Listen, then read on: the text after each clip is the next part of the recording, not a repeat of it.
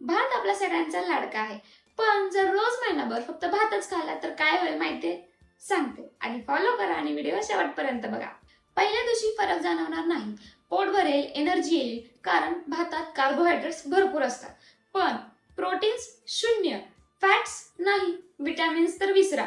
शरीर खुश असेल, पण फक्त थोड्या वेळासाठी. 7 दिवसानंतर शरीर हळूहळू ओरडायला लागतं, कारण विटॅमिन B12 आणि आयर्न नाही. मग डोकेदुखी सुरू होते. मसल्स कमकुवत होतात, कारण प्रोटीन्स नसल्याने बॉडी स्वतःचे स्नायू तोडायला लागते. ब्लड शुगर स्पाइक होतो, कारण व्हाईट राईसचा ग्लायसेमिक इंडेक्स खूप जास्त आहे.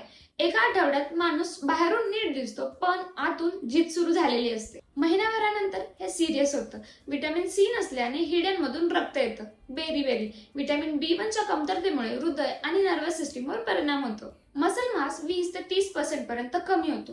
इम्युनिटी इतकी खाली येते की साधी सर्दी सुद्धा धोकादायक ठरू शकते. आणि सगळ्यात धक्कादायक, तुमची दृष्टी अंधुक होऊ शकते विटॅमिन ए नसल्यामुळे. भात एकट्याने जगवत नाही हे इतिहासाने सिद्ध केले. 19व्या शतकात जपान आणि इंडोनेशियामध्ये फक्त पॉलिश राईस खाणारे हजारो लोक बेरीने मेले. भात चुकीचा नाही, पण एकटा अपुरा आहे. आपल्या आजीने सांगितलं होतं की जेवण म्हणजे भरलेलं ताट असावं, तर पोट नाही. शेअर करा तुमच्या मित्राला जो फक्त भात खातो.